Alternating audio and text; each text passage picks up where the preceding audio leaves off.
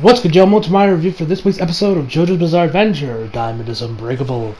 Yeah, one more left, guys. One more left, and then Diamond is Unbreakable is officially done airing. Man. And, unfortunately, we are not going to be instantly going straight into Part 5 right after this. Right after Part 4 is done airing like we did with Star Wars Crusader. We just got right into Diamond is Unbreakable.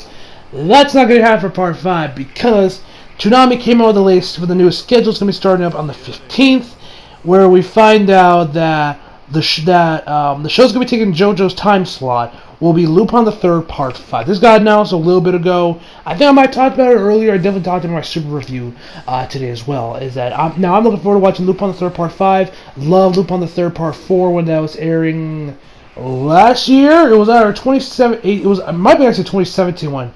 Part 4 here. I'm not quite sure. I don't really remember. But I loved it, so I'm looking forward to this. I actually watched a few of these episodes subbed. I watched the first 9 episodes subbed. Now, when I saw the schedule and I didn't see Golden Wind, I got really concerned. I was like, wait, what? Oh, God, come on. And I was like, wondering, why isn't Golden Wind on there? Come on, what's going on? Now, that is now then. I taught then some other people were, of course, like me, and we're like, yo, where's Golden Wind? Where's Part 5? Where's Part 5? And other people were like, yo, dude, it's not even done airing. And, it's not even done airing at the current moment. So, and like, dude said, they'll probably wait for it to finish airing, and then they'll announce it at, like, a con. Which I can now, which, it's true. Legit, Part 4, Part 5 isn't done airing. It's about, I checked on Mal.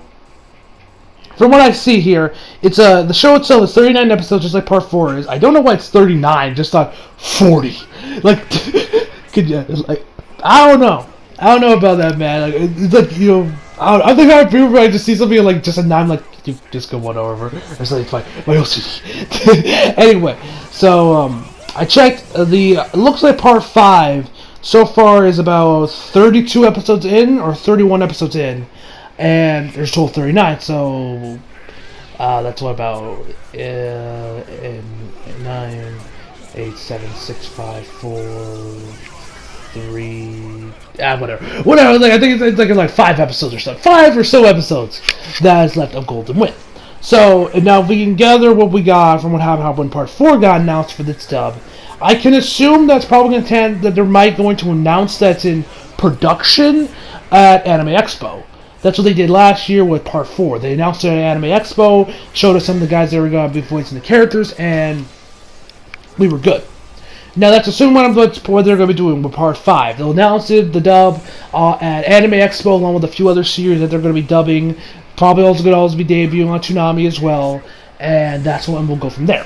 That's at least what I'm assuming, anyway. I'm assuming that's what they'll announce. They'll probably even announce the One Punch Man Season 2 dub there as well, probably. Because I know they have the master license and everything, Viz does. So, have no fear, people. JoJo Part 5 will be getting a dub, hopefully relatively soon, but it'll probably be like a couple months. I think it might have to be, we might see the first episode maybe after, I would say probably maybe after SAO or Promised Neverland is done airing. We might then see Part 5 get its time slot.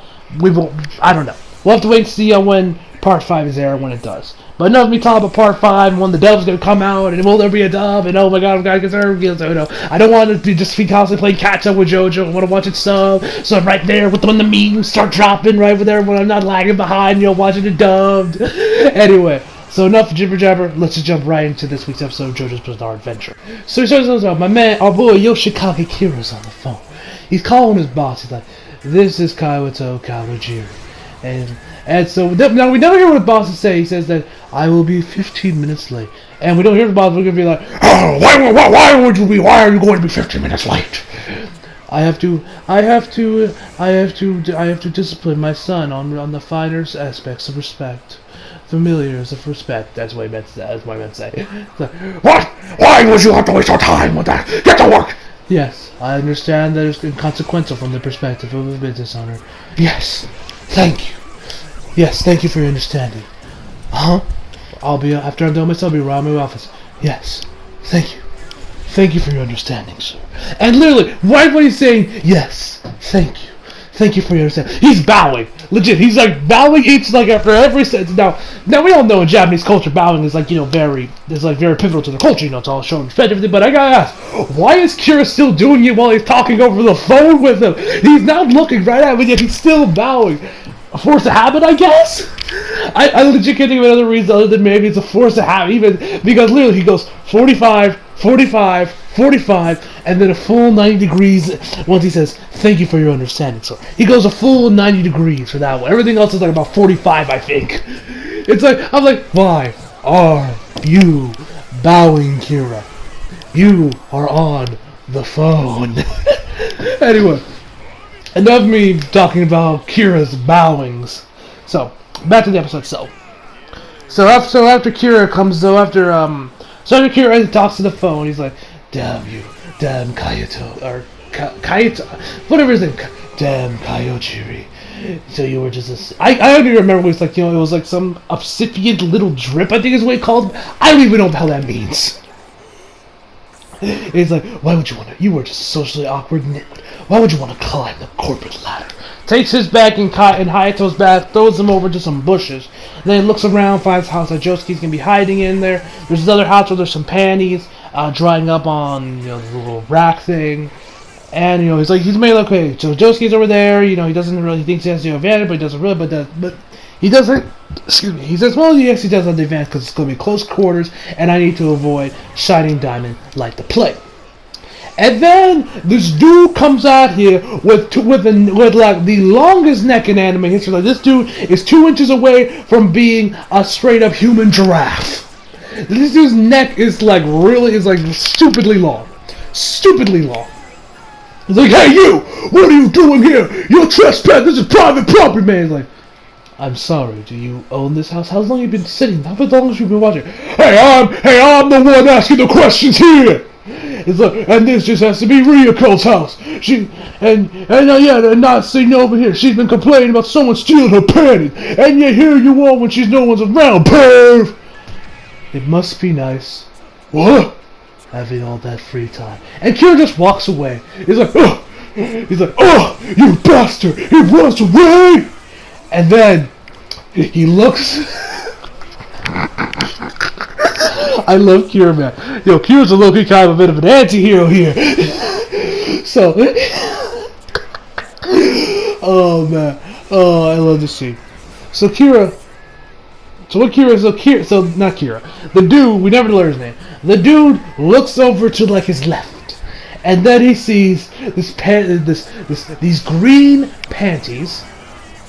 Green pair of panties, and they're just sitting on top of this tree branch. It's like, that's silky, what was that? Like, I think it was like silky panties plunderer or something. I forget the exact word dialogue. It was some weird rhyme thing, but anyway. So then we find out pretty much obviously that this dude is indeed the pervert, not Kira, obviously. So he's out here. So then when he looks at her, so first off, the dude's facial expressions is like reeks of pervert. He's looking at him. He's looking at these panties. Okay, that perverted panty plunderer. That's what he called him. It's like, those silkies must be reused. And then we get these 3 close-up shots. One from normal, then closer to his mouth, and then one just to his mouth. And then we see him lick his bottom lip. And some drool starts going around. He looks to his left, his right, and back again. Looks all around. And then he's like, they must be reused. And grabs him, and BAM! He explodes from Deadly Queen! And he's like, oh boy, sure pure pristine panties, it's my lucky day. And so then the panties go off into the distance. The OP plays, and it was just great stuff, man. That whole section just had me laughing my ass off, man. That was probably my favorite part of the whole episode, honestly, was that just that one part where Kira just kills this guy, and he's like, hey, creep, when he's the actual creep, man. I fucking love that, man. That's hilarious. I find that extremely hilarious. So then we get inside. Hayato's trying to call some people. He can't. The phone lines are dead. Figures they're dead. Of course they would be. So and then Josuke finally accepts it, and he does say, Okuyasu is indeed dead. The man's dead. 6 feet under. Well, not 6 feet under. He's like he's chilling on top of. He's not chilling on the floor, but he's dead. And they're looking around, wondering what to do next, how to find Yoshikage Kira. Josuke's like, that's it. I'm gonna use Shine Diamond and beat this man and beat his ass to oblivion. I'm gonna take him out. And he tells Hayato to get by the wall so the Kira doesn't see him and he doesn't get in the middle of this. So then Hayato puts some of his hair behind his ear. We then see some wind push it back, and then another air bullet pops up, and it chases after Josuke. So Josuke lights up some cigarettes, making the whole bottom floor smoky, revealing the bullet because it disappeared again. But we find this one's kind of homing in on him. It's looking right towards him, finding where Josuke is.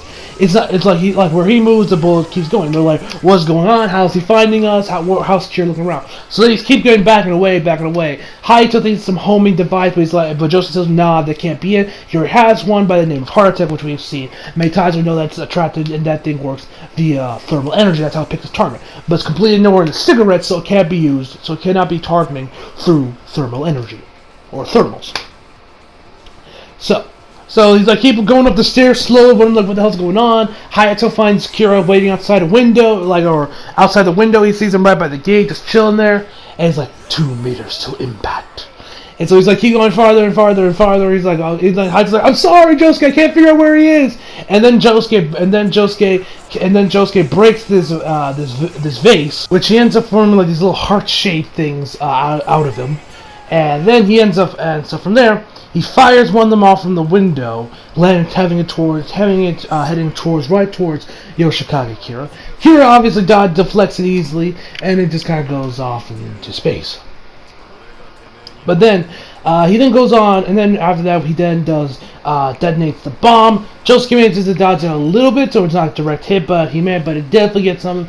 And some of the railings upstairs ended up getting lodged into his leg and his side. So Josuke definitely ain't in the best of health, so he fell as well. So the fall mixed with that, Josuke ain't gonna do it. So Hayato's out here dragging him out of the way. He's like, we're going the wrong way. Turn me around so I can beat up that bastard Yoshikage Kira. And what did I say? Josuke's an absolute beast. I must say that right now. Josuke is an absolute beast. And so then he goes on about the blood that's on his face is all dried up now. It's matter, not even a part of him. So then he figures out how to turn that holy where he puts some of the blood inside that little heart-shaped glass thing, and has it right, and it's probably also the blood on Kira's suit is also dried. So that way, so it's coming hurling right towards Kira, and ends up hitting him right in his shoulder. He hits the ground like, oh, Nani! How is this possible? Until he grabs his phone, and hides behind here. He's like, ugh, that bastard Josuke, his shining diamond is unpredictable. It's really starting to piss me off. Ugh. But still, he's in far worse shape than I am. And so then he fires off another air bolt. This is a big one too, a huge one. He ain't even trying to hide one. This one is he wants to make sure that Josuke fucking died. So then he tells him, hey, Hayato, I don't want to be a brawl, but you mind grabbing the lighter I use? I put it in my pocket, but I can't reach it with this thing lodged in my side. Now, when he said that, I had to pull it. I thought he was going to pull the thing out and just cauterize the wound. Burn it so that it doesn't go away. I thought he was legit going to cauterize the wound. But he doesn't. Was I the only one that actually came up with that idea? Did anyone else think, when they were watching this either for the first time here in the dub, or when they were watching the sub back in 2016, did anybody else think that he was going to cauterize the wound with that? Because I'm sure none of us predicted it was going to be what it ended up being. So he's like, okay, I'm going to figure out how Chihira's following us. Stay very simple. So then, he literally starts burning Hayato's jacket. I shit you not. He legit starts to put, he puts the light right towards it, and it kind of, now it doesn't catch on fire or anything, thank God. But still, Fam, I was like, whoa. Okay, here are my tweets. I was like, where is it? Oh, okay. I said, yo, Josuke, what are you doing? So I was like, what is he? How is he doing here? And then Kira's dad pops out of Hayato's pocket, and so he's like, damn you, Josuke Higaskata. And he's going off. Kira, he drops the phone that he had. That's how Kira's talking. That's how Kira's been figuring where he is. He's been talking to his dad. That's how he knows where he is. So he drops the phone, and so then Josuke picks it up and starts talking to him, talking to Kira like his dad. And I said, oh shit, Josuke is a genius. And they keep telling him, like, move a little bit to the right. 2 meters till impact. 3 meters to the right. 3 meters till impact. And he tells him, he tells him to go in all these directions to kill his dad. So then right away he's in the right position, he tells him, detonate. And he kills and then Kira kills his dad. And Josuke, Kira's like, we did him, Dad? Did he blow up to oblivion? Is he splattered and everything? He's like, yeah, man, he's good. He's like, oh, you bastard. He's like, that whole scene, man, was probably like, that along with that whole thing with Kira at the beginning of the episode, these were probably my 2 favorite parts of the episode, was this scene and the one from the beginning of the episode when he was talking to that pervert. Those 2 parts were those 2 scenes are my favorite parts of the episode in my opinion. So anyway, and so then after he realizes that it's indeed Josuke, then the second heart-shaped bullet thing, whatever you want to call it, fires off, which it fired off earlier, hits Kira right in the back, sending him to the ground. I was like, no! Impossible! How could this be? And so then Josuke gets out there, Josuke gets out the window, right in front of Kira. We're now in close range combat at this point, so Kira, you done fucked up. So he's like, I'm going to beat the shit out of you. Bring out Deadly Queen. So he brings out Deadly Queen. Obviously, Shine Dime beats the shit out of him. I mean, this we already knew as soon as we saw the first duel. So he beats the shit out of him, and then finishes up with the classic, the classic flurry of punches and kicks. Or just punches, I should say, not kicks. There's no kicks.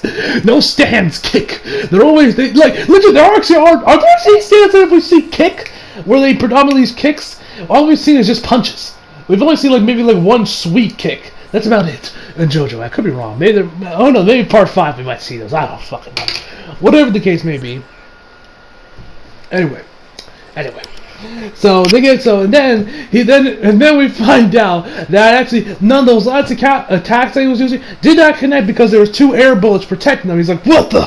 How could this possibly? I didn't send him out. And then it was actually a stray cat. So he was instinctively protecting himself, so in turn he also protects Kira, which in turn means Kira is saved by the bullet, saved by the belt again. So he's like, fire up another air bullet to stray cat and make it count. And then we see the hand. And then at this point I lost my mind, which of course I did form an episode reaction. Should be dropping a little bit after this review drops, so look forward to that. But anyway, so that was fire. I was like, oh shit, yeah, because I did have a feeling that Josuke might have Okuyasu might live. I had a feeling that he might live by the end of this. I had a feeling that he might come back, but I kind of was like, nah, he ain't coming back after Josuke said, he's dead. But now he comes back. He's like, I never understood where the hand puts all this stuff, but I've never been the best at using my brain, so I guess it makes sense. Hey, Josuke, and it's just like, he's like, why didn't you? And then, Josuke's like, he's getting all bad, like, you dumbass, why didn't you open your eyes? Where were you? And he's like, hey, now, somebody's in a foul mood. He's like, those injuries can't hurt if you're over here bitching, if you're out here crying and shit. It's like, you bastard, if you were alive, why didn't you open your eyes? And so then, I was just repeating myself. Anyway, so then Okuyasu explains what happened. So essentially, Okuyasu did actually die. He met his brother in the afterlife, and he said, that's when I met my bro. And he tells he met his bro. He said he wanted to go with him, but his brother told you were the master of your own journey, and so you need to think. So where do you want to go? And he thought long and hard about this. He said, Morio. He woke back up, back in the land of the living, and here he is. Kira, by this point, Josuke is crying and telling him, like, you know, if you were alive, why didn't you open your eyes? Or it says, like, you know, this isn't the time for you to talk about you meeting your bro and seeing the light. And he's crying, which I can just imagine. This sent the Yaoi shippers into a frenzy.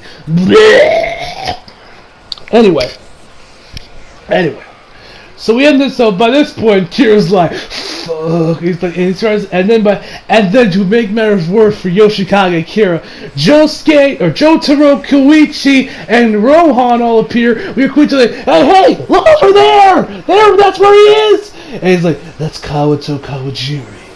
And no. Rohan's the one of the things that says it's Kawato Kawajiri. So by this point, you got the fire department over there taking care of the explosion, and you got Josuke Okuyasu and Hayato on one side, and on the other side you got Jotaro, Koichi, and Rohan. We all know this is where this is getting. I swear to God, we're probably gonna get like a tag team between Jotaro and Josuke. We're probably gonna use the hand to like maybe remove a body part or something. We're probably gonna use reverb to keep him in place, and I don't know what the hell Rohan will do with Heaven's Door. I don't want to know what that man's gonna come up with. I don't know, but next week we're gonna see the demise of Yoshikage Kira. I'm gonna miss him. I'm gonna miss Yoshikage. One of my favorite, without doubt, one of my favorite characters in all of JoJo, man. He was such an excellent character. Anyway, so overall, I would give this episode a 10 out of 10, guys. So hope y'all enjoyed the video. Leave a like if you did, subscribe if you're new. Follow me on Instagram and Twitter if you like. Links down in the description box below. And as always, come back for more. See you guys next time.